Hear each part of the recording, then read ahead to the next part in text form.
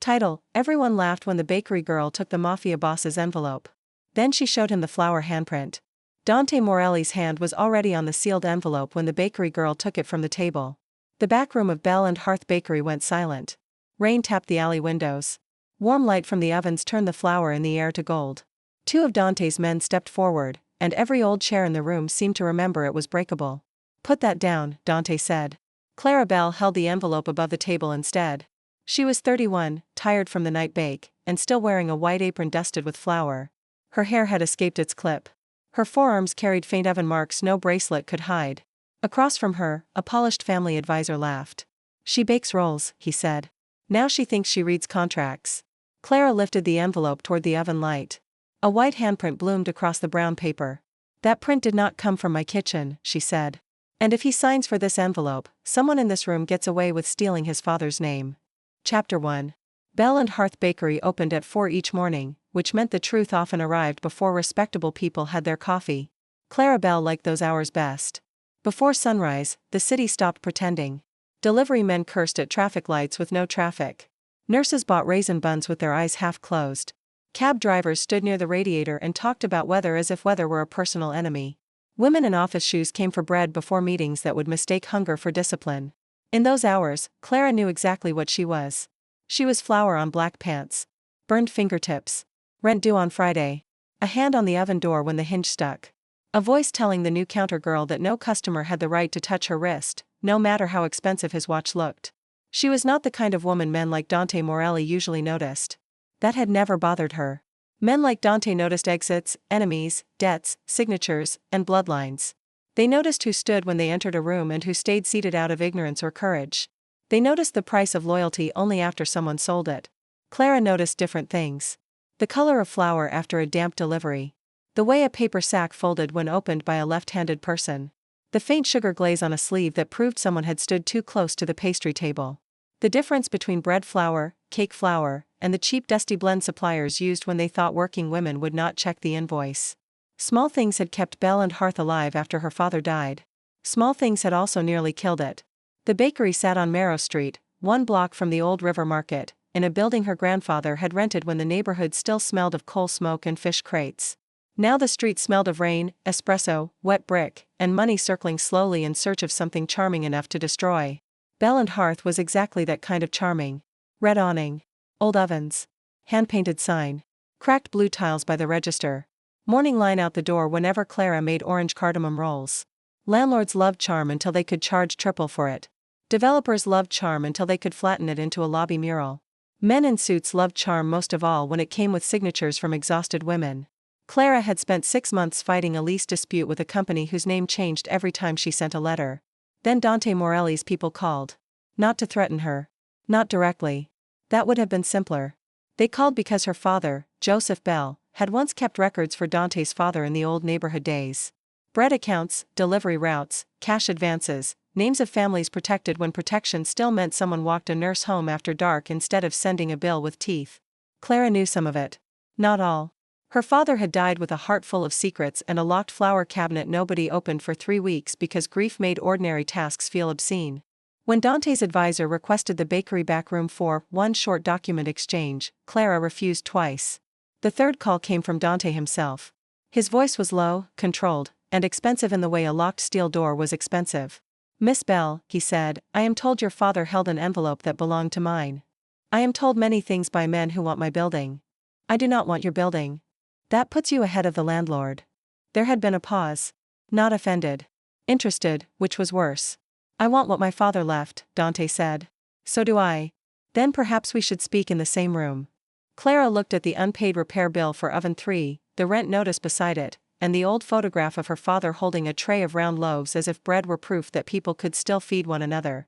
1 hour, she said. "No weapons in my bakery, no smoking, no blocking the alley door, and your men do not talk to my staff. You give many conditions. You made many problems. I made none of yours. You inherited some. Congratulations." Another pause. Then Dante said, 1 hour. He arrived at 10:15 p.m., after the front door was locked and the night bake had begun. Clara had expected theater. Men like him often carried it even when pretending not to.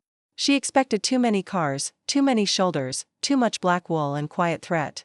She was not disappointed. 3 black cars stopped at the curb under the rain. Dante stepped out of the middle one wearing a black 3-piece suit beneath a long dark overcoat. He was 42, Italian-American, clean-shaven, with black hair touched by one silver thread at the temple and a face built for decisions other people regretted.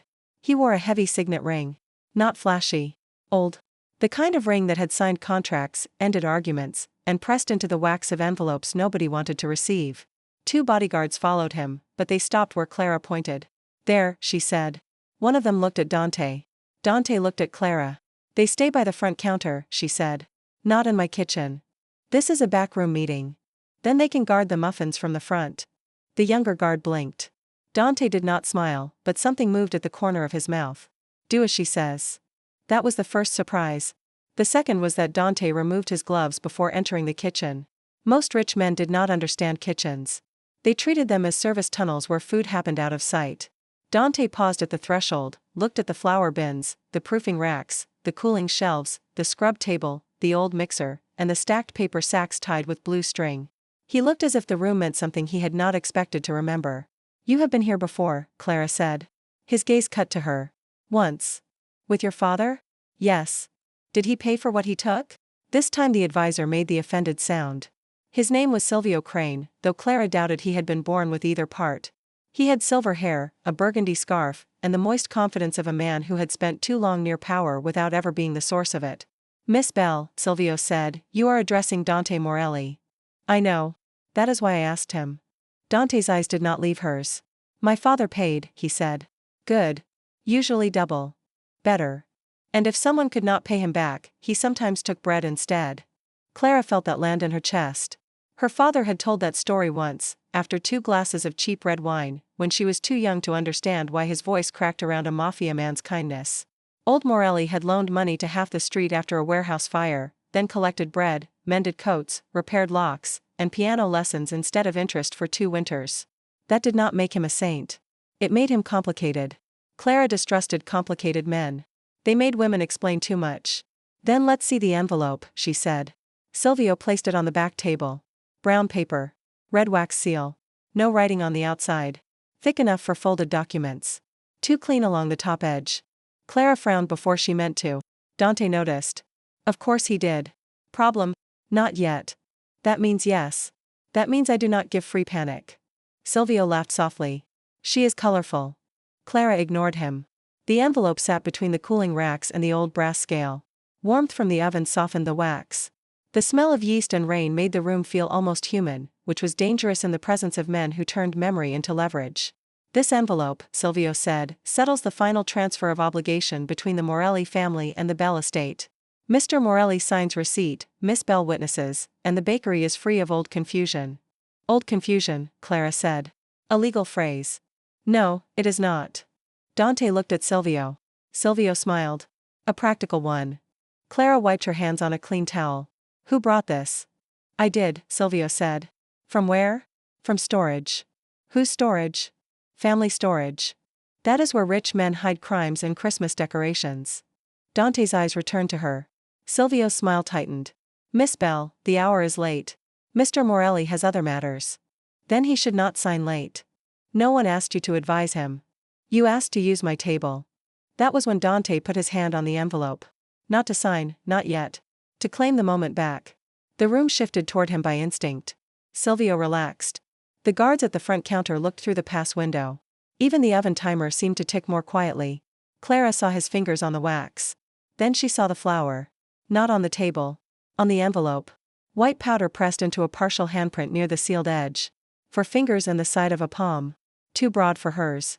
Too high along the edge for any of her staff, who handled outgoing bread sacks from the bottom fold, not the wax end. And wrong texture. Bell and Hearth used Kingstone bread flour for night bake. Creamy, slightly coarse, with a faint wheat warmth that stayed matte under yellow light. This print was chalky and pale blue-white. Cake flour. But Clara's cake flour was kept in a sealed tin at the pastry bench, and nobody touched meeting papers after pastry prep without washing. She had made that rule after powdered sugar found its way onto 3 invoices and a tax accountant asked if the bakery was haunted. Someone had handled the envelope in a kitchen. Not hers. Clara reached out and took it.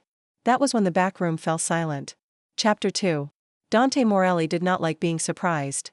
Surprise was a tax paid by careless men, sentimental men, men who trusted the wrong chair in the wrong room.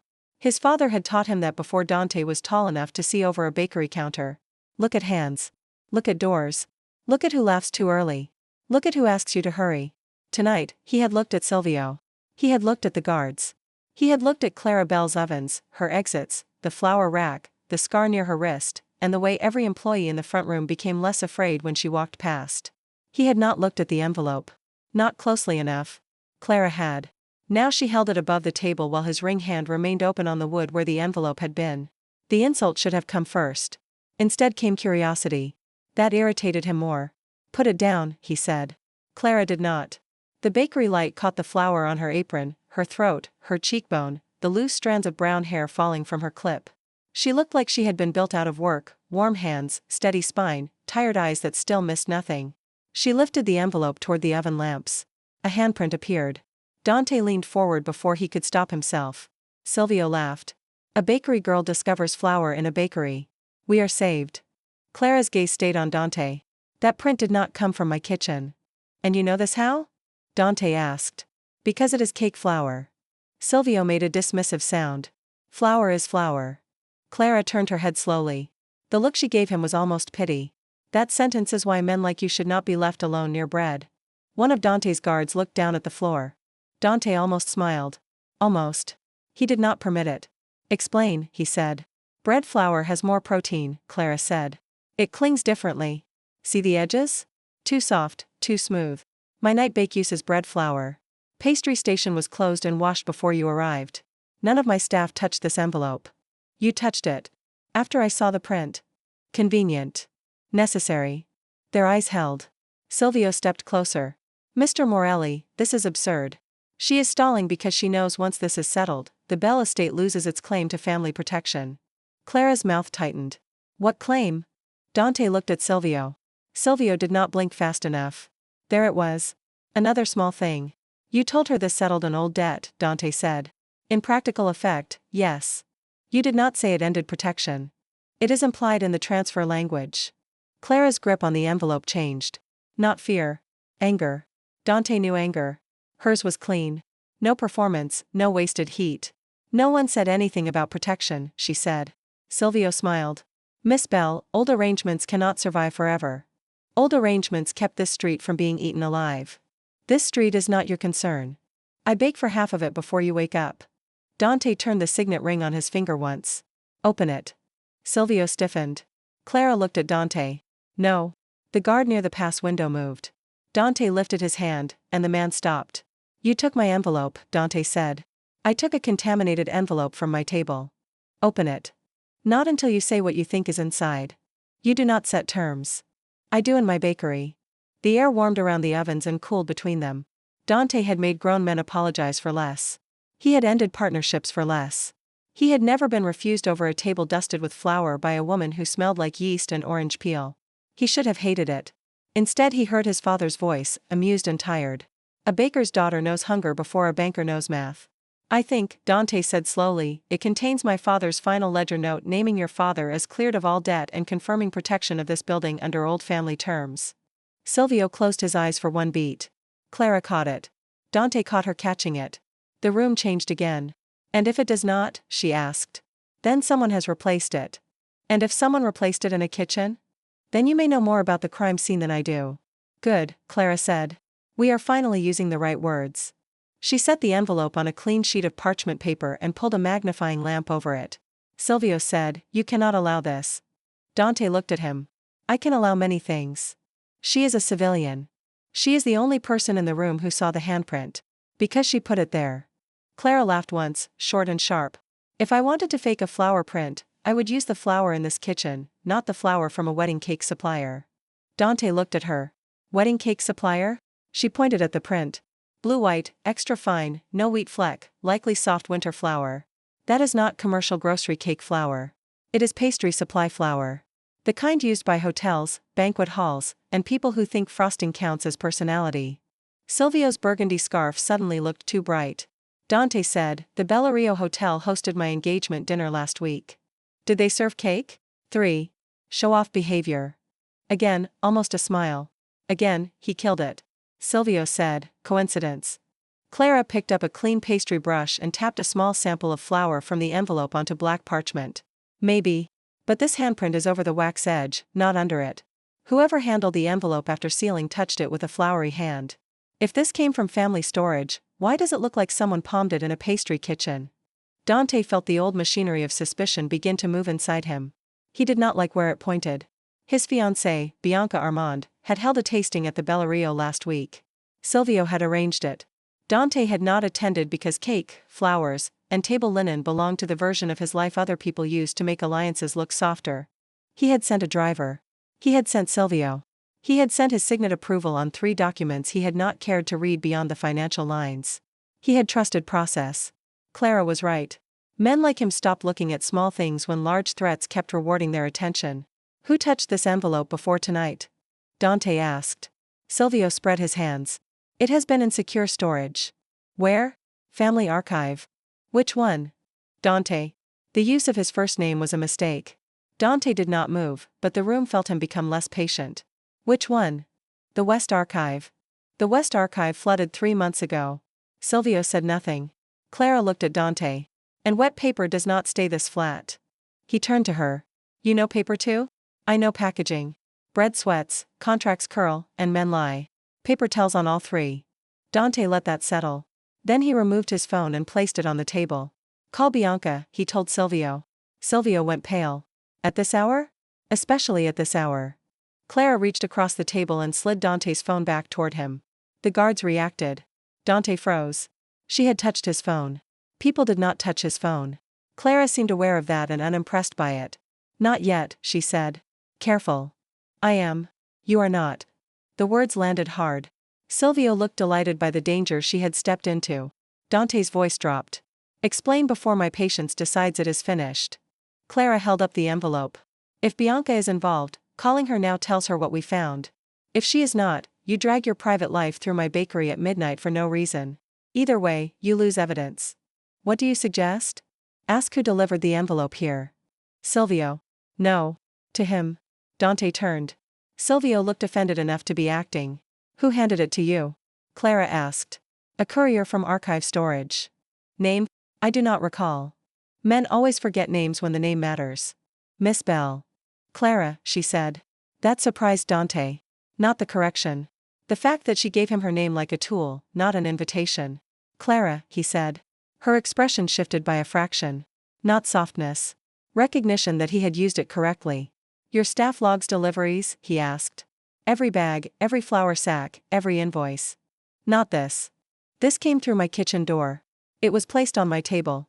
If it arrived before you, someone saw it. She walked to the back wall and pulled down a clipboard. Silvio tried to step in front of her.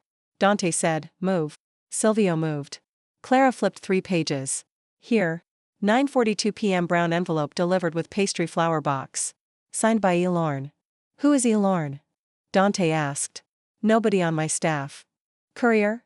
No courier signs on our bakery logs. Delivery companies use their own scanners.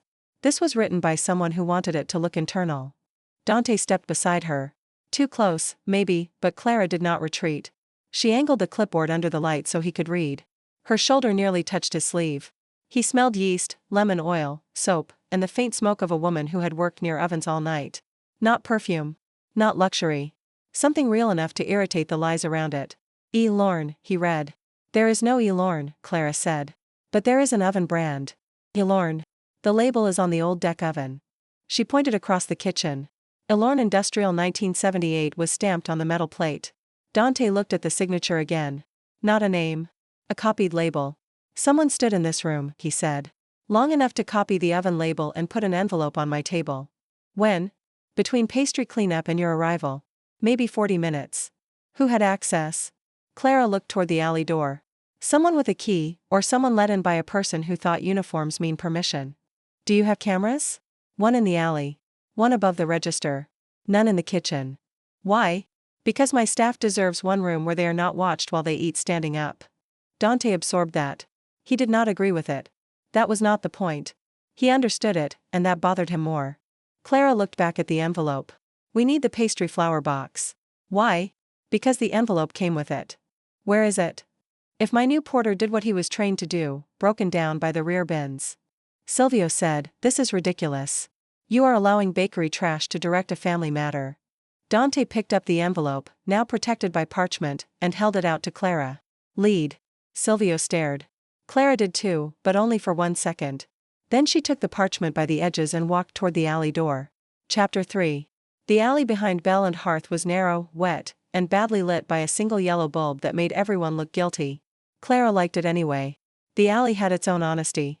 Grease bins, flour sacks, broken crates, steam from vents, cigarette butts from people who swore they were quitting, the rear door of Marisol's flower shop, and a narrow passage to the street where delivery vans reversed badly every morning.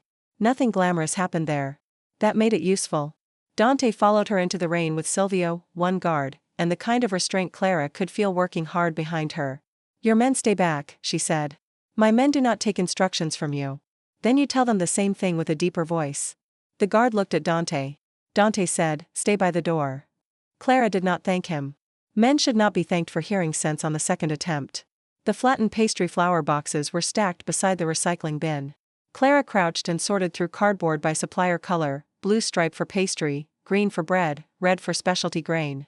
Her fingers moved fast despite the rain. "You do not wear gloves?" Dante asked. "I wash my hands." Evidence. This was bakery trash 5 minutes ago. If your advisor wants laboratory standards, he should stop storing family secrets in pastry deliveries. Dante looked at Silvio. Silvio looked away. Clara found the box. Blue stripe. Damp corners. Delivery label torn off. Wrong. She ran her thumb along the tape edge. This box was opened from the bottom. So? Flower boxes are taped top and bottom, but suppliers load them upright. We open from the top, break down flat, stack label side out for inventory match. This was opened from the bottom, resealed, then turned upright. Someone used the box as a carrier. Dante crouched beside her. In the alley, the move felt larger than it had in the kitchen. His coat brushed wet brick. His polished shoe sank slightly into a shallow puddle. He did not seem to notice. "Show me." Clara pointed to the tape. "See this? Double layer. First strip factory. Second strip cheap clear tape. My bakery uses brown paper tape because it can be written on." This came from an office dispenser. Silvio's office uses clear tape. Silvio scoffed. "So does half the city." Half the city did not put a fake envelope in my flower box. Dante reached for the box. Clara caught his wrist. The guard moved. Dante did not. His eyes went to her hand on him. Clara released him immediately, but she did not apologize. "Edges," she said. "Hold the clean edges." For a breath, Dante did nothing. Then he adjusted his grip exactly as she instructed. The air between them changed. Not soft. Precise. He unfolded the bottom flap. Inside, caught between two glued seams, was a scrap of cream paper no bigger than a matchbook. Clara used tweezers from her apron pocket to pull it free. Dante glanced at the tweezers. "You carry those?" "Splinters, pastry labels, and men who say flour is flour." He looked as if he might smile again. The paper scrap had part of a letterhead. Armand Events. Bianca's company. Silvio stopped breathing properly. Dante stood. The alley seemed smaller around him. Clara did not like the sudden stillness in him. She had seen men go still before breaking things. In kitchens, at counters, in hospital billing offices, in the landlord's lobby when her father was too weak to stand and she had been young enough to think rage might count as payment. "Do not start with her," Clara said. Dante turned his head slowly. "You give that order often?" "Only to men about to become less useful." "She tried to trap me." "Maybe. You are defending her?" "No. I am defending the evidence from your temper." The guard looked as if he wanted to disappear into the brick. Dante stepped closer. Not enough to crowd. Enough to make his height part of the conversation. "My temper has ended worse things than this." "Then it can survive waiting 10 minutes. You think 10 minutes changes betrayal?" "No. It changes whether you can prove it." Rain tapped the cardboard between them. Clara lifted the paper scrap. "If this came from Armand Events, there is a delivery invoice. If there is an invoice, there is a kitchen sign out. If there is a kitchen sign out, someone loaded this box. You call Bianca now, she burns the chain. You know much about evidence." "I know much about people blaming working women for missing paperwork." That struck something. Dante's face did not soften, but his attention deepened. "Who blamed you?" "Pick a year." The answer came out too sharp. She turned back toward the bakery before he could ask another question. She had not meant to give him even that much. Men like Dante collected weaknesses with the same hand they used for debts. Inside, the ovens breathed heat across her wet sleeves. Silvio entered last, shaking rain from his scarf as if offended by weather. "Mr. Morelli," he said, "this has gone too far. Miss Bell is intelligent, perhaps, but she has turned a routine transfer into an accusation against your future wife." "No," Dante said. "You did that badly enough without her." Silvio's face tightened. Clara set the box and paper scrap on the table beside the envelope. "I need the delivery manifest." "From where?" Dante asked. "Marisol's flower shop." "Why?" "Because bakery flower deliveries come through the alley before 4. Event deliveries come after 9, because florists and caterers think bakery people exist to move around them. If an Armand Events box came into this alley tonight, Marisol saw the van. At midnight? She waters funeral lilies when she cannot sleep." Dante looked at Clara for a long second. "You know the habits of the whole street." "The whole street buys bread. And tells you secrets?" "No. They tell the counter. I remember the crumbs." He looked at her then in a way she did not have a practiced defense for. Not admiration, exactly. Recognition. As if something about her had become inconveniently visible. Clara did not want visibility from him. She wanted her bakery safe, her staff paid, her father's name unbent, and the envelope off her table before the morning bake. Still, the look warmed something she did not have time to examine. "Call Marisol," she said. "You call her." "Why me?" "Because if I call a florist after midnight, she may assume someone is dead." "Is someone?" "Not if you keep waiting 10 minutes. Dante gave her his phone. Unlocked. That meant something in his world. Clara knew enough to understand it, not enough to know whether she should be pleased or worried. She dialed from memory. Marisol answered on the 5th ring. "If this is about the biscotti bill, I paid Enzo cash." "It's Clara." "Then why are you calling from a number that looks like a lawsuit?" "Mafia." "Ah, different kind of lawsuit." Dante's brows moved. Clara turned slightly away. "Did you see an Armand Events van in the alley tonight?" "White van, gold letters, bad reverse parking." "Yes. 9:31, nearly hit my hydrangea stand. A woman in a gray coat carried a flower box into your back entrance. I thought she was one of your new suppliers." "Did you see her face?" "No, but I saw her shoes. Silver heels. Stupid for rain." Clara looked at Dante. His expression changed. "Bianca wore silver heels tonight?" Clara asked. Dante said nothing. That was answer enough. Marisol continued, "She came out without the box. Then Silvio came 10 minutes later and rang your bell." Silvio whispered, "She is lying." Marisol heard him. "Tell that scarf with a pulse that my alley camera works." Clara smiled despite herself. "Can you send the footage?" "Already doing it." "And Clara?" "Yes. If this gets your bakery shot at, I am raising your flour bill." "Fair." She hung up. The phone vibrated 30 seconds later. "Video file." Clara handed it to Dante without watching. "Your turn." He looked at the screen. The video was grainy but clear enough. A white Armand Events van backed into the alley. A woman in a gray coat stepped down. Silver heels. Blonde hair tucked under a rain hood. Bianca Armand carried a pastry flower box into the bakery's rear door using a key. Dante did not move. The key mattered as much as the box. Clara felt it too. "Who gave her my back door key?" she asked. Silvio did not answer.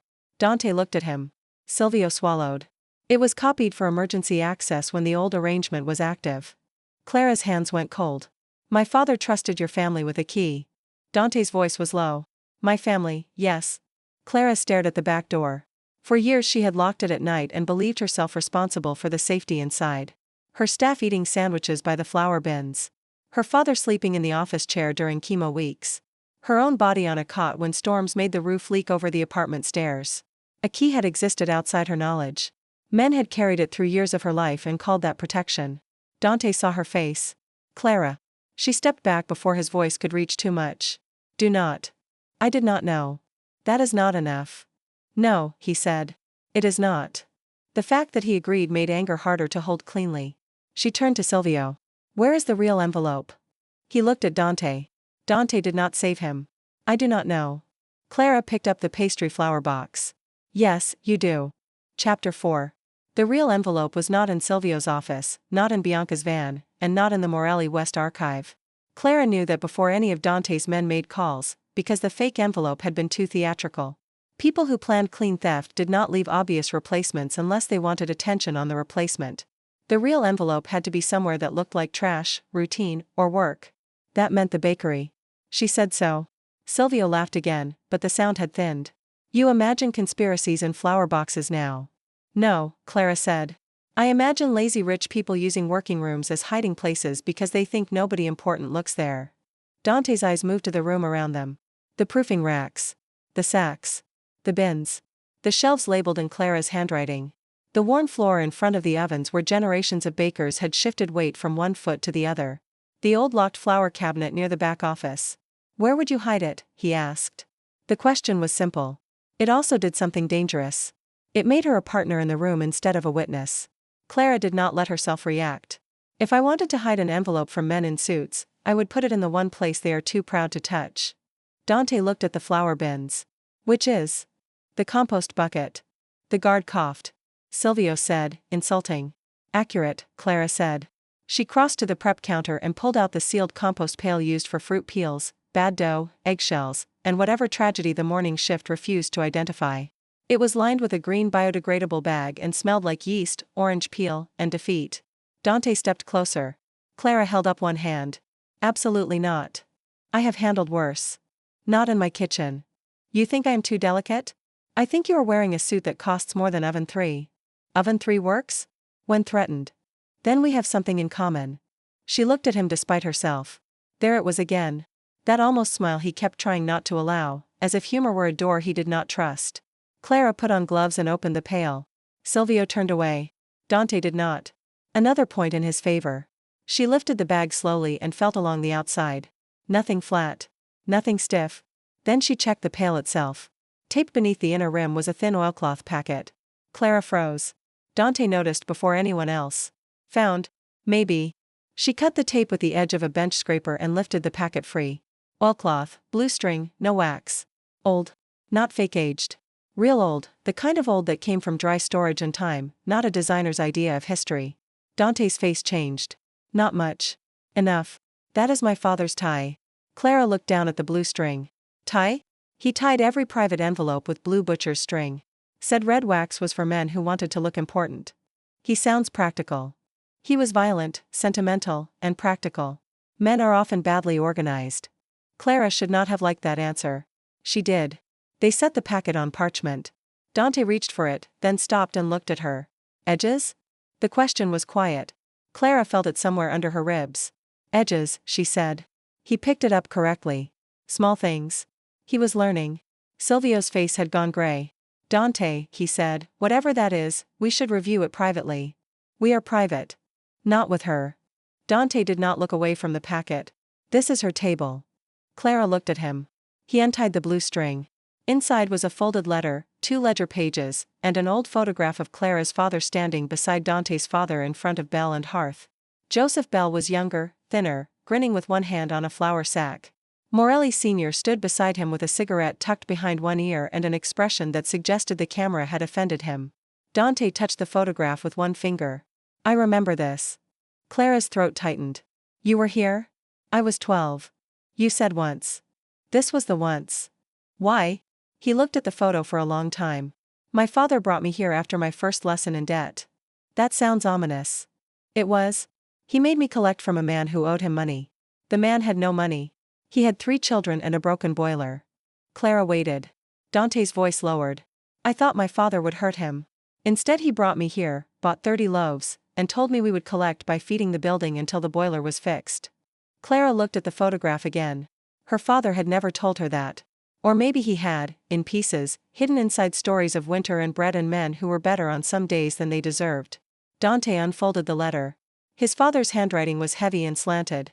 To my son, if he has become wise enough to read this before burning what he does not understand.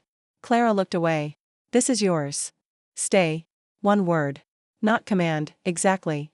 Request disguised by a man who had not practiced asking enough. She stayed. Dante read silently at first. His jaw tightened. The oven timer rang, and nobody moved until Clara crossed the room and silenced it. When she came back, he was still on the first page. What does it say? Silvio moved. She has no right. Dante looked at him then. She found it in her compost pail after my fiancé used her dead father's key to enter her bakery. Silvio shut his mouth. Dante looked back at the letter. It says Bell and Hearth was never collateral. It was a safe point. My father used bakery deliveries to move women out of debt houses, bring medicine to families who could not call clinics, and pass cash to people who would have been robbed if they came to him directly. Clara sat down. She did not mean to. Her knees simply decided the chair had merit. My father knew?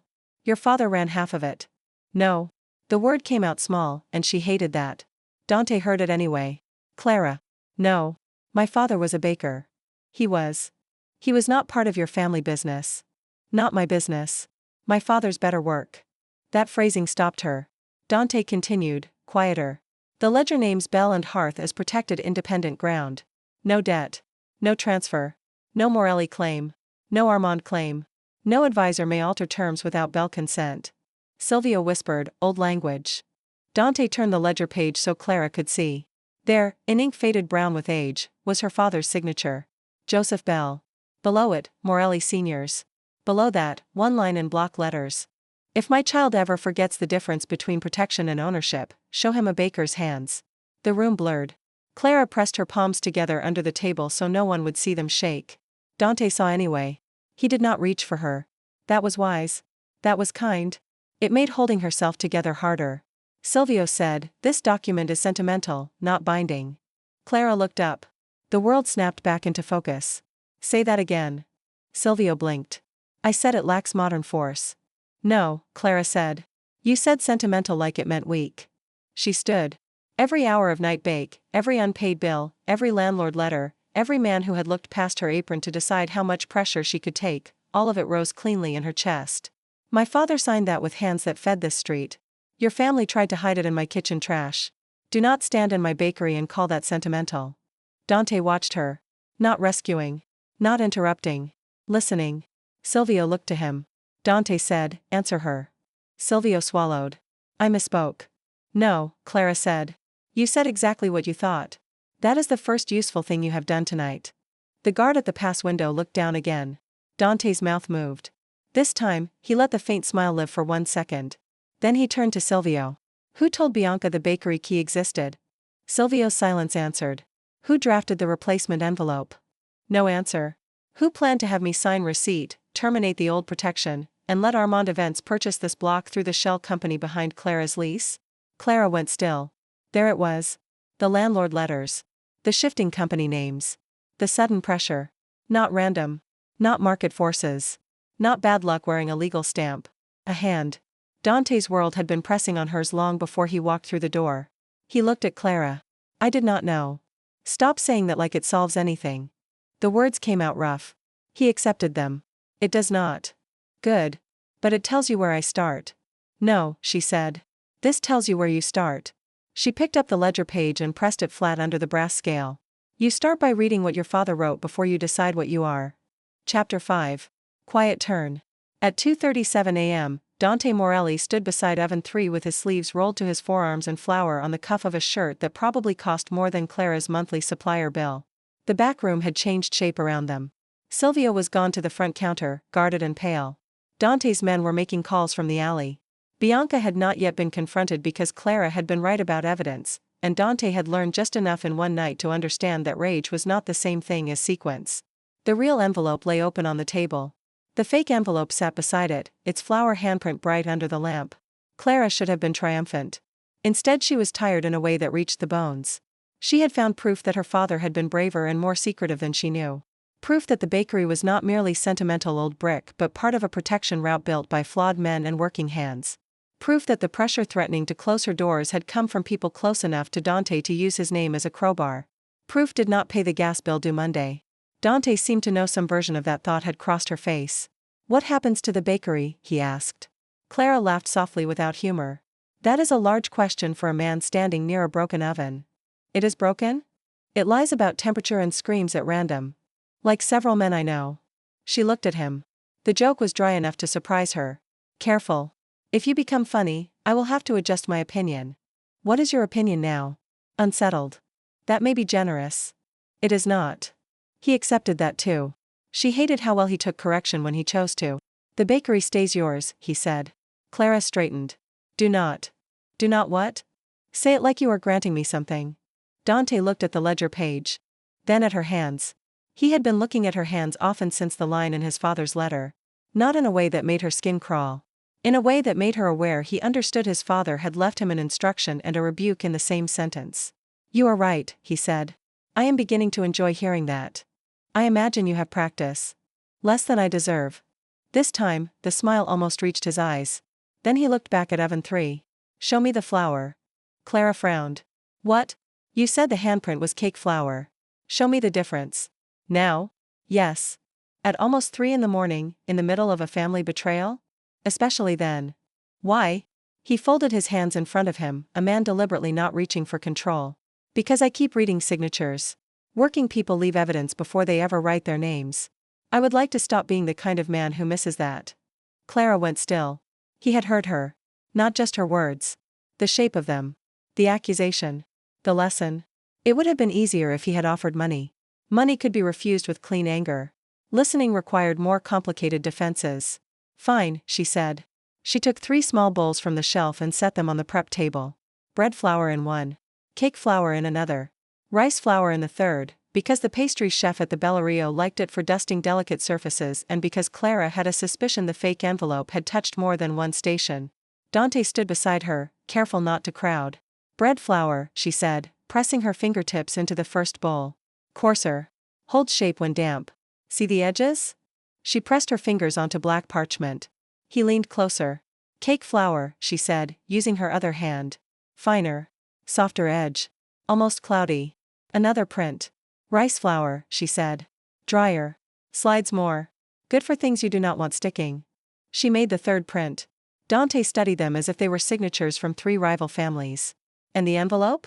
"Cake flour, mostly. Maybe rice flour near the palm. Hotel pastry." "Likely." He nodded. "My father would have known bread flour. If he spent time here, yes. Did yours know when mine was lying?" The question came without warning. Clara looked at him. "Probably. And stayed his friend?" Maybe he knew the difference between a lie and a secret. Dante was quiet. The ovens hummed. Rain softened against the alley door. From the front room came the low murmur of men trying to make consequences without breaking Clara's pastry case. "I do not know how to protect something without owning it," Dante said. The confession was too plain. Clara's hand stopped above the flour bowls. He did not look at her when he said it. That made it more honest, not less.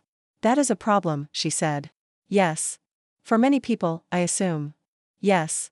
For me, if you do not learn." His gaze returned to her. "Yes." The word did not ask forgiveness. It accepted the boundary. Clara found herself breathing more carefully. "Start here," she said. She picked up the fake envelope and the real ledger page. "This is protection." She tapped the ledger. Someone wrote terms that kept this place independent. Then she tapped the fake envelope. "This is ownership." Someone wrote terms that would make independence disappear while calling it settlement. Dante watched her fingers. "Protection leaves the other person standing," Clara said. "Ownership wants them grateful for kneeling." He absorbed that. There were men who heard correction as humiliation and men who heard it as a map. Dante, to her discomfort, seemed to be trying to become the second kind. "And if I fail?" he asked. "I tell you. And if I do not listen? I make bread for your enemies." His head turned. For one suspended moment, Clara wondered if she had gone too far. Then Dante laughed. Not loudly. Not freely. But enough that the guard in the front room looked through the pass window in alarm. The laugh changed his face. Danger did not leave it. Nothing so simple. But for a second, she saw the 12-year-old boy who had once stood in this bakery while his father bought 30 loaves and taught him debt could be collected as mercy. Clara looked away first. That annoyed her too. "Do you eat bread?" she asked. The laugh faded. "No." "Why?" "My father died after a dinner where he left a roll untouched on his plate. It became a stupid symbol in my mind." Grief likes stupid symbols. "Yes." She took a cooling roll from the rack. Plain. Round. No glaze, no show. She broke off a small piece and placed it on a saucer, then slid it toward him. She did not put it in his hand. She did not tell him to eat. "This is not your father's plate," she said. "And I am not asking you to prove anything." Dante looked at the bread for a long time. The room held its breath. Finally he picked it up. He ate one bite. Clara did not smile. She did not soften the moment into praise. She knew better than to pat a man for swallowing bread and grief in the same mouthful. "Too much salt?" she asked. He looked at her. Another beat passed. "No. Good.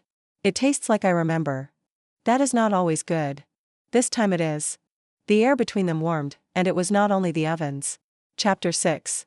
Bianca Armand arrived at 3:18 a.m. wearing silver heels, a gray coat, and the expression of a woman who believed consequences were things other people managed.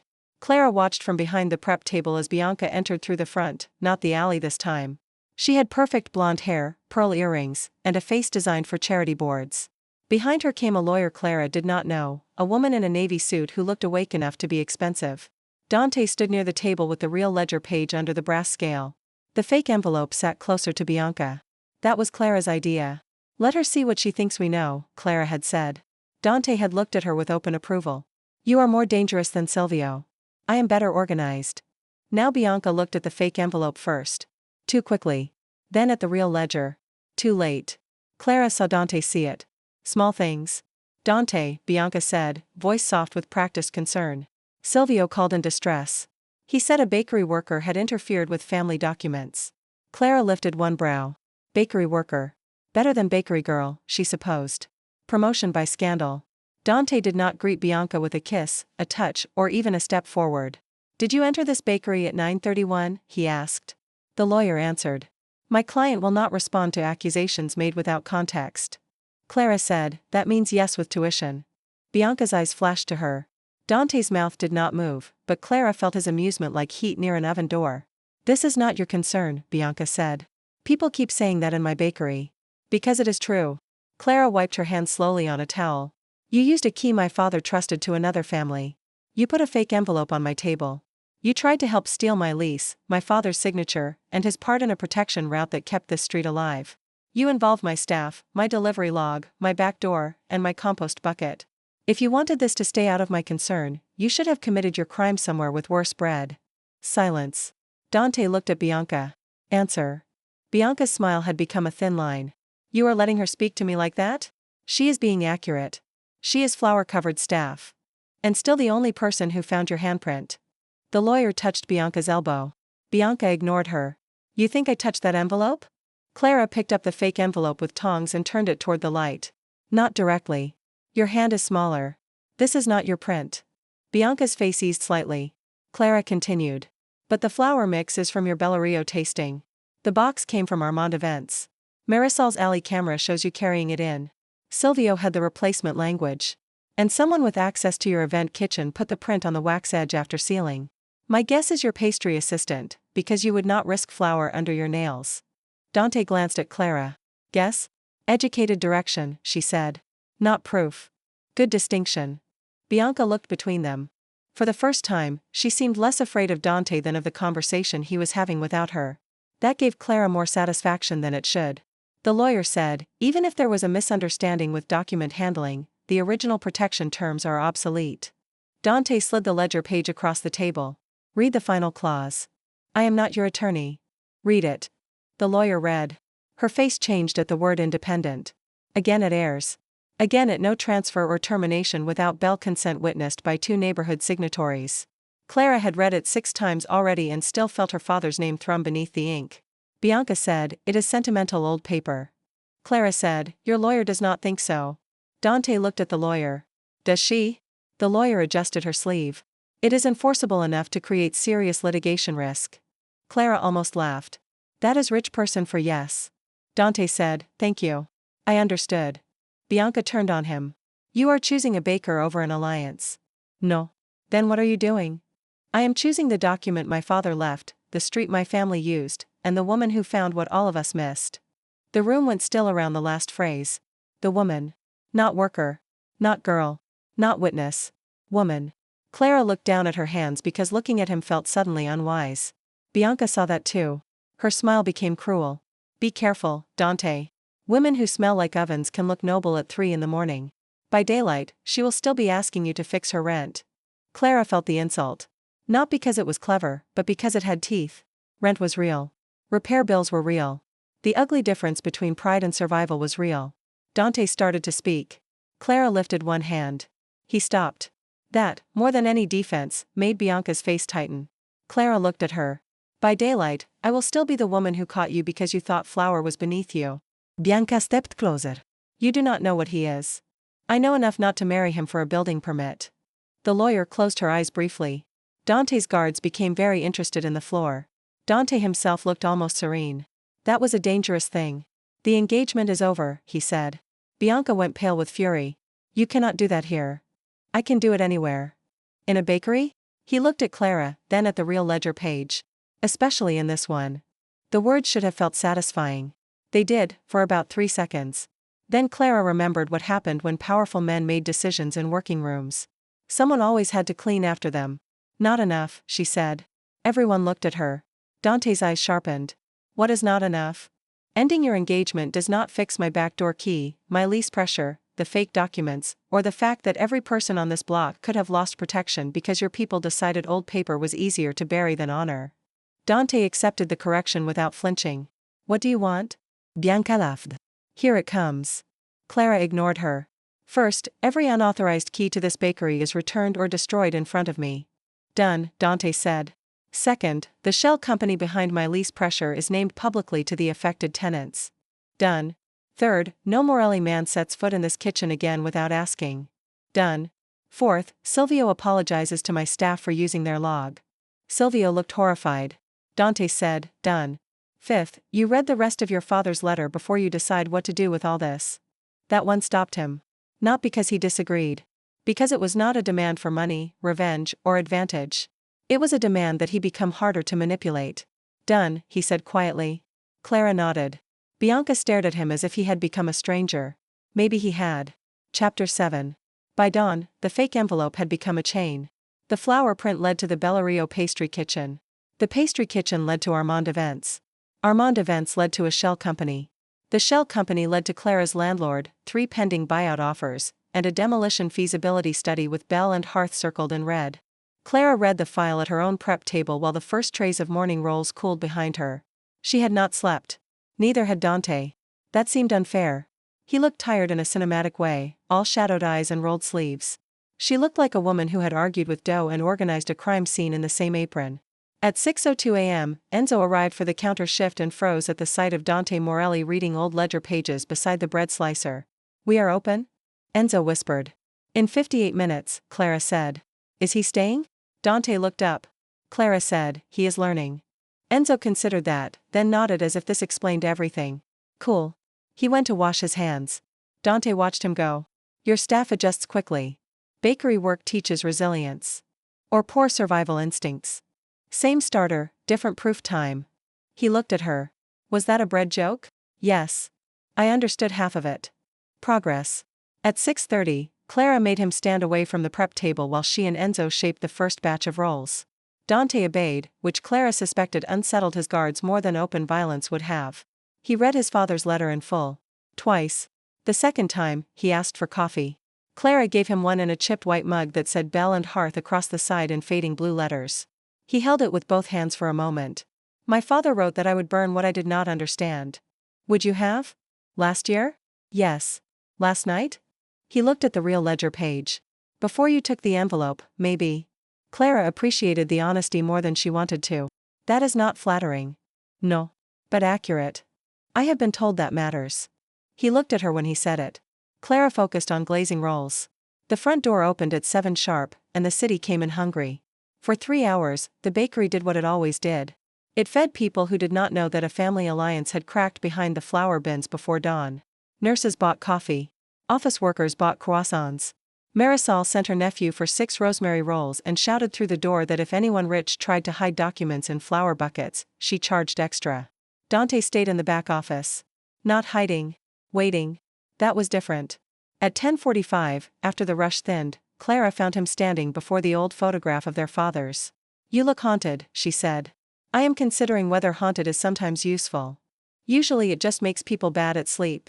I am already bad at sleep. That explains your personality. He looked at her over his shoulder. You are sharp after 12 hours. You should see me after 16. I would like to. The sentence slipped into the room with no disguise. Clara went still. Dante did too, as if he had surprised himself by saying it plainly. The ovens hummed between them. That is not a good idea, she said. No. You were engaged 4 hours ago. Politically. Still engaged. Yes.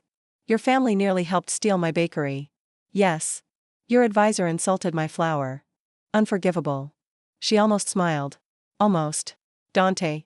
I am not asking you for anything. That sentence usually means a man is about to ask badly. Then I will stop there. He did. He actually stopped.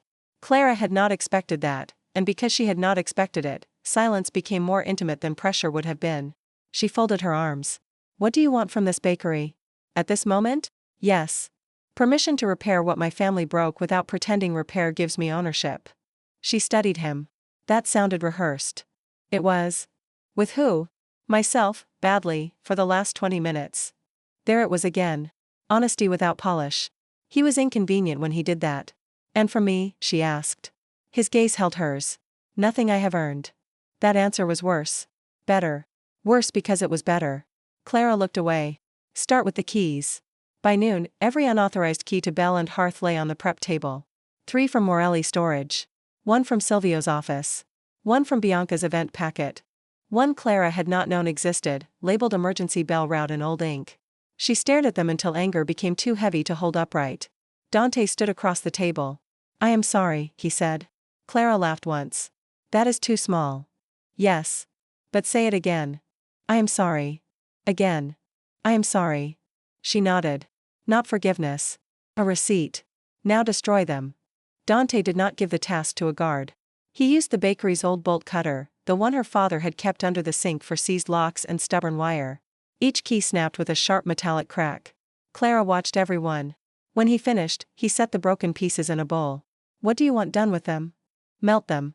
Into what? She looked at the brass scale, the blue tiles, the sign visible through the front window, and the old photograph of their fathers. A new back door bell. Dante nodded. Done. You say that too easily. I will try saying it with paperwork. Better. At 1 p.m., he left. Not dramatically. No promise thrown over his shoulder. No black card gesture, no ownership performance, no announcement that the bakery was now under his personal protection. He stopped at the kitchen threshold and looked back. May I return when I have the lease documents? Clara's answer took longer than she wanted. Call first. I will. And use the front door. His eyes warmed. Yes, Clara. The way he said her name made the room feel smaller. Then he left through the front door like anyone else. Enzo watched the black cars pull away. So, he said. Do not. I was just going to ask if we are still making almond biscotti. You were not. No.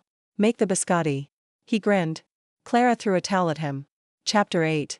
Dante returned 3 days later with documents, a locksmith, and no entourage beyond one driver who stayed outside and bought 2 loaves with cash. That mattered. Clara hated that it mattered. She had spent the 3 days between visits doing ordinary things with abnormal force. She paid suppliers. She fixed the mixer belt. She argued with the gas company. She trained Enzo on invoice photographs. She slept 4 hours at a time and dreamed of flower handprints blooming across every envelope in the city. She also read copies of the old ledger until her father's name stopped feeling like a ghost and started feeling like an instruction. Bell and Hearth had been more than a bakery. Not less, never less. More. People had come through its delivery routes when they needed food, messages, rent held in cash, medicine, or a safe place to wait until a violent husband or a hungry creditor stopped watching the front door. Clara had thought her father gave bread because he could not stop giving. He had also given cover. That knowledge hurt. Not because he had hidden danger from her. Because he had trusted her with everything except the chance to understand him while he lived. Dante found her reading the ledger in the back room. He stopped at the threshold. You said call first, Clara said. I did. Enzo answered. He said you were in a mood and that I should bring legal clarity or pastry. He is getting too confident. I brought both. He lifted a folder and a white bakery box. Clara looked at the box.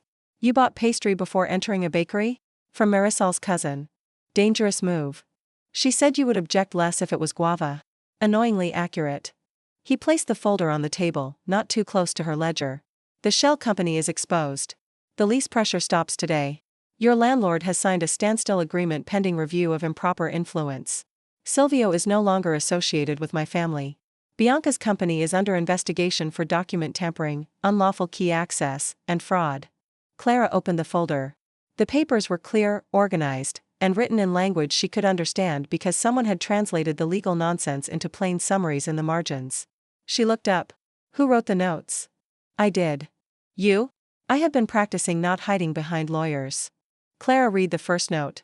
This means they cannot raise your rent during review. Another. This does not give Morelli rights over Bell and Hearth. Another. You can take this to any attorney, preferably one who dislikes me. Her chest tightened. You wrote that? Yes. Why? Because if I only bring documents you cannot read without a translator, I am repeating the insult in a better suit. Clara sat down. She had not meant to. Dante stayed standing. Good man, she thought, then immediately distrusted herself for thinking it. Not good. Trying. Trying mattered. Thank you, she said. You are welcome. Do not ruin it. I am learning that phrase usually precedes a correction. It does. Proceed. Do not ask me to dinner because you brought useful papers. His mouth shifted. I was not going to. Liar. I was considering whether coffee counted. It does. Then I was not going to successfully. She looked down to hide the smile. He saw it anyway. Clara. Yes? May I ask you something that is not dinner? Maybe. What do you want Bell and Hearth to become now that you know what it was? The question reached under every defense. People had asked Clara what she owed, what she could pay, what she would sign, what repairs she could delay, what hours she could work, what concessions she could make. No one had asked what the bakery could become, as if her answer had authority. She looked at the ovens. Safe, she said. Dante waited. Not soft. Not sentimental. Safe in the way my father meant. People need rooms where nobody can buy the door out from under them. Then build that. With what money? The question came out too bitter. Dante's face remained steady. I could answer badly. Please do not. I will answer carefully. There are old protection funds connected to the ledger. They were meant for building maintenance, emergency rent, safe transport, legal help. Silvio buried them because unused funds are easy to redirect. Clara stared. How much? He named a number. She stood too fast. No. You have not heard the terms. That is not bakery money. That is mafia money. It is route money. Your father's name is on the oversight page. My father is dead. Then choose living oversight. You? No. The answer came quickly enough to matter. Who? You. Marisol. 2 other street business owners. An attorney who dislikes me. 1 Morelli representative with no voting power. Clara stared at him. You would give up control? I would return what was hidden. That is a beautiful sentence. It is also suspicious. Both can be true. She sat again, slower this time. Why? Dante looked at the old photograph. Because my father wrote that if I forgot the difference between protection and ownership, I should be shown a baker's hands. His gaze moved to hers. I am looking. Clara's breath caught before she could control it. She hated that. She loved it too, which was worse. You cannot say things like that in my back room, she said. Where should I say them? Nowhere yet. Yet. Do not pounce on adverbs. I would never. You absolutely would. The almost smile came back. This time she let herself see it. Chapter 9. The new backdoor bell was cast from 6 broken keys. It was small, brass, and deliberately plain. Marisol said it looked like something a monastery would use to summon soup. Enzo said it sounded like a spoon hitting a radiator. Clara said both opinions were insulting and probably correct. Dante attended the installation because Clara invited him. She told herself the invitation was practical. He had broken the keys. He had arranged the locksmith. He had returned the funds. He should see the repair completed. That was all. She changed her shirt twice anyway. The bell hung above the bakery's rear door on a cold Friday afternoon while the street smelled of rain and roasted coffee. Marisol brought flowers. Ravi from the auto shop came because Marisol told him there would be rolls. 2 nurses from the morning rush stopped by after shift. Enzo took photographs despite Clara saying no ceremony, which everyone correctly ignored. Dante arrived last. Not late. Last, as if he understood the room should belong to the street before it belonged to him. He wore a dark wool coat, not the long black overcoat that made people remember exits. His guard stayed in the car. He entered through the front and bought bread from Enzo before walking back. Clara saw all of it. She wished she did not. Attention was dangerous when it kept finding reasons to become tenderness. You came through the front, she said. You told me to. You bought bread. Enzo upsold me. He does that. I respect it. The locksmith rang the new bell once. The sound was brighter than Clara expected. Not loud. Clear. The alley seemed to pause around it. Clara touched the doorframe. For years, that door had been a question she did not know someone else could answer with a key. Now the old lock was gone, the unauthorized keys broken, and the bell made from them hung where everyone could see. Not a shrine. A warning. Ask before entering. Marisol wiped her eyes and denied it when Clara looked. Enzo clapped too loudly. Dante stood behind the group, watching Clara instead of the bell. After the others drifted toward coffee and rolls, Clara stayed by the door. Dante approached but stopped at a careful distance. May I? He gestured to the bell. She nodded. He touched it with one finger. The brass gave a small note. It sounds like a correction, he said. Clara looked at him. That may be the most romantic thing anyone has ever said about hardware. Was it romantic? Do not look so pleased. Too late. She laughed before she could stop herself. His face changed. Not dramatically. But Clara saw what her laugh did to him, and for a moment the bakery felt too warm. I would like to ask you to dinner, he said. There it was. Not hidden in paperwork. Not wrapped in rescue. Not offered while the crisis still needed solving. Asked. Clara folded her arms because her hands had ideas she did not trust. Why? He blinked. Why dinner? Why me? Dante did not answer quickly. Good. Quick answers were often borrowed. Because you took an envelope from my hand when everyone else wanted me to sign, he said. Because you saw a handprint I missed. Because you do not soften truth to make me comfortable. Because you are warm without being harmless, and because every room changes when you decide it should be fair. Clara stared at him. No man should be allowed to assemble sentences like that without a permit. That was too good, she said. I wrote some of it down. You did not. I did. Dante. I am dangerous when improvising. She laughed again, and this time he smiled fully. It was unfair. He looked younger when he smiled. Not innocent. Never that. But less sentenced. Dinner, she said. He went still. Yes? One dinner. Public place. No buying the restaurant. No guards at the next table. No telling me you know the owner unless the owner is your aunt and makes better bread than I do. No one makes better bread than you do. That was wise. I am learning. Sunday. Sunday. And Dante? Yes? If you send flowers, I will give them to Marisol and make fun of you. Noted. He sent no flowers. On Sunday, he arrived with a paperback book wrapped in brown paper. Clara opened it in the doorway of Bell and Hearth because she refused to be impressed in private. It was a used copy of a bread history book, margins full of notes from someone who had clearly owned it for decades. This belonged to my father, Dante said. Clara looked up. No. I am not giving it to you as a gift. Then what are you doing? Loaning it. To get another date? To have a reason to ask what you thought of chapter 4. She held the book carefully. That is manipulative. Yes. In a nerdy way. I will accept that. Dinner was at a small Greek place where the owner knew Clara and treated Dante with the suspicious neutrality of a man who had once chased a developer from his patio with a broom. Dante behaved. Mostly. He asked before ordering wine. He did not comment on prices. He did not take calls at the table. When an older waiter dropped a tray nearby, Dante moved to help before anyone else did, then stopped when Clara touched his sleeve and shook her head because too many men rushing at an embarrassed waiter would only make the moment worse. He listened. That became the dangerous pattern. On the second date, he told her about his father. On the third, she told him about hers. On the fourth, they argued about whether protection could ever be clean when it came from violent families. It was not a romantic argument. It was sharp, tiring, and honest enough that Clara went home angry and missed him before she reached her apartment. He called the next morning. I have been thinking. Condolences. You were right. Start there next time. Saves minutes. Protection that depends on one dangerous man staying honorable is not protection. It is weather. Clara sat down on the edge of her bed. That is what I meant. I know. What are you going to do about it? Make the Bell Route Fund independent before you have to ask me. She closed her eyes. Good. Also, I missed you while angry. Her heart did something stupid. That was not part of the governance conversation. No. You cannot just add that. I can remove it. Do not. The silence after that was not empty. It was a room being built. Chapter 10. The first time Dante kissed Clara, she had flour on her cheek and anger in both hands. It was not supposed to happen that day.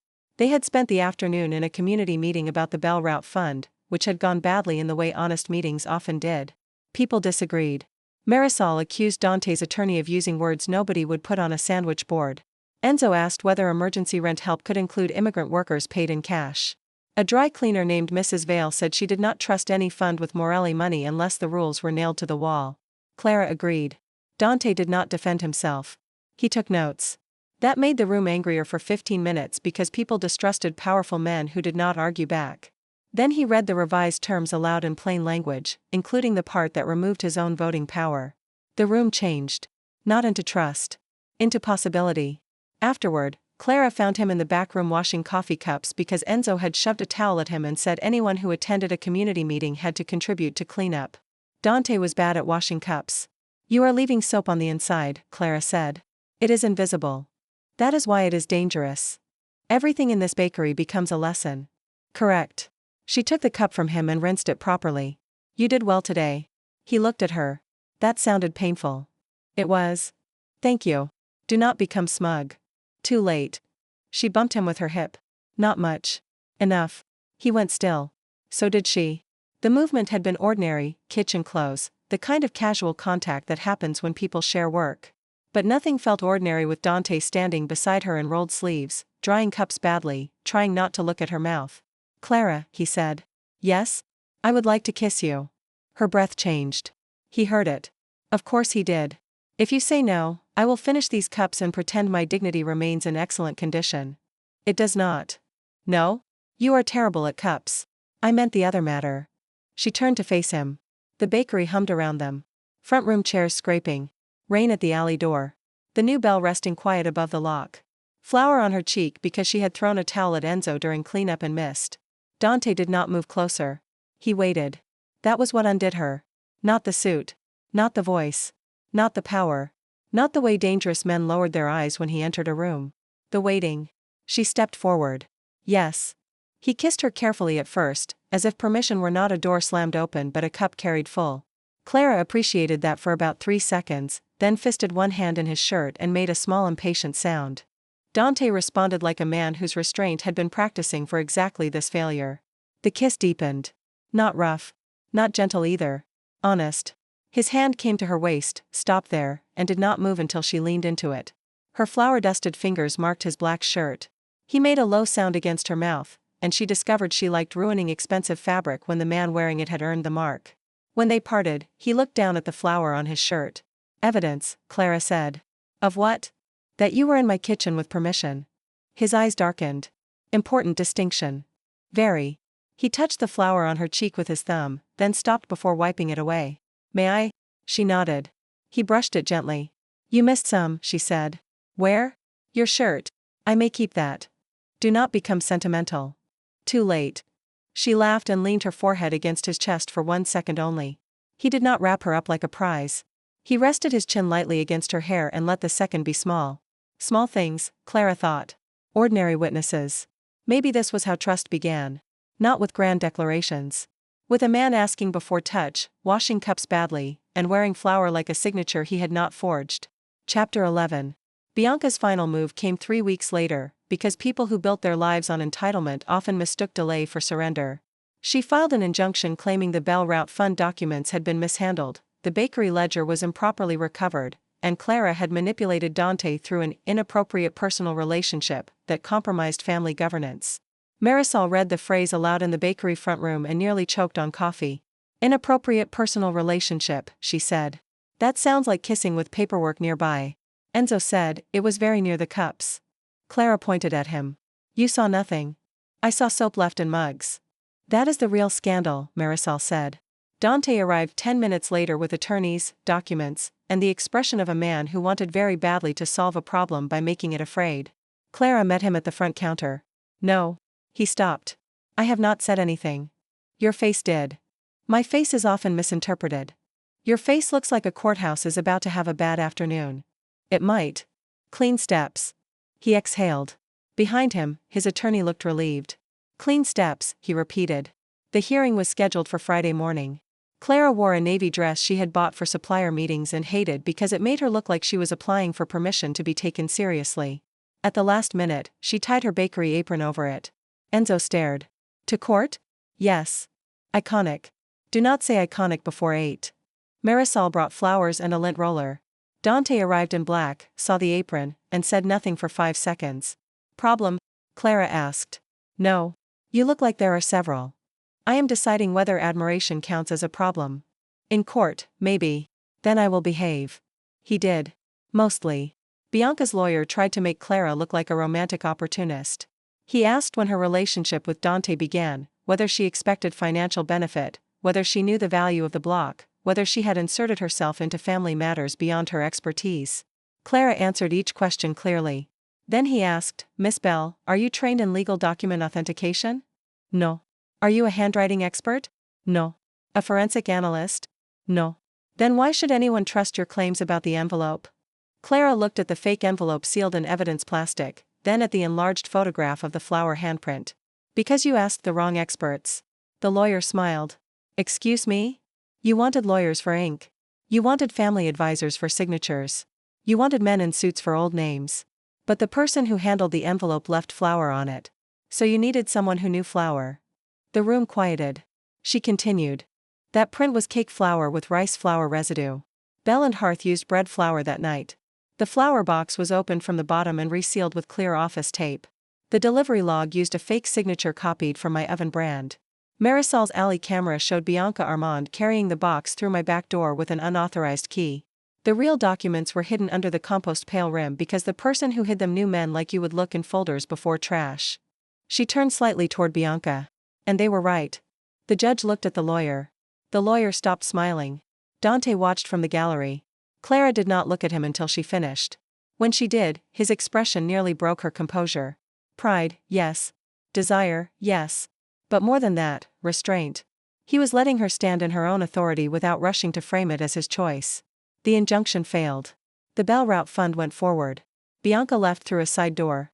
Outside the courthouse, reporters shouted Dante's name. He ignored them. He walked to Clara, stopped at a respectful distance, and said, "You were magnificent." She looked down at the apron over her dress. I was very specific. Yes. Specific beats magnificent. Today, it was both. Her face warmed. Do not make me like compliments in public. I would not dare. You absolutely would. Yes. Marisol, passing with flowers in both arms, said, kiss him or do not, but move. You are blocking the courthouse steps. Clara covered her face. Dante laughed. Then, quietly, he held out his hand. Not to claim. To ask. Clara took it. Chapter 12. 1 year after the flower handprint, Bell and Hearth opened at 4 in the morning as usual. That was Clara's favorite part. Not the celebration scheduled for noon. Not the newspaper article folded by the register. Not the brass plaque near the back door explaining the Bell Route Fund in plain language. Not the fact that the old lease had been replaced with a cooperative ownership agreement that made 3 developers very unhappy. The favorite part was that the ovens still came on before dawn. Bread still needed heat. People still needed breakfast. Ordinary work remained ordinary even after extraordinary men learned to respect it. Dante arrived at 4:22 with sleeves already rolled. Clara looked at him over a tray of unbaked rolls. You are early. You said if I wanted to understand the bakery, I should come when the work starts. I said that during an argument. I took notes. That is either romantic or alarming. Both? Likely. He washed his hands, tied on the plain black apron she had assigned him months ago, and took his place at the side table. He was still not a natural baker. He measured too carefully, shaped rolls with the concentration of a man disarming a family curse, and once asked whether dough could be intimidated into rising faster. But he showed up. That counted. Enzo arrived at 5 and said, "Bosses on buns?" Dante looked at him. Enzo did not flinch anymore. Mostly. Rolls, Clara said. Sure. Mafia buns. Enzo. Sorry. Mafia rolls. Dante said, better. Clara threw a towel at both of them. At 6, Marisol brought flowers for the noon ceremony and demanded coffee as payment. At 7, the nurses came. At 8, a group of trade school students arrived to tour the bakery's community kitchen program, funded by the Bell Route and run by women who had spent too many years being told they were only cashiers, cleaners, bakers, and clerks. Dante stood beside Clara as the first student asked why the brass bell above the back door looked old. Clara pointed to the small sign beneath it. Cast from keys that should not have existed. The student frowned. What does that mean? Clara looked at Dante. He answered. It means protection begins by asking who has access. Clara smiled. Not bad. I had a good teacher. She sounds demanding. She is. Good for her. At noon, the street gathered outside Bell and Hearth. There were no speeches from politicians. Clara had banned them. Dante had supported the ban with enthusiasm that looked suspiciously like relief. Marisol spoke. Mrs. Vale from the dry cleaner spoke. Enzo spoke for 90 seconds too long and made 3 jokes Clara pretended not to enjoy.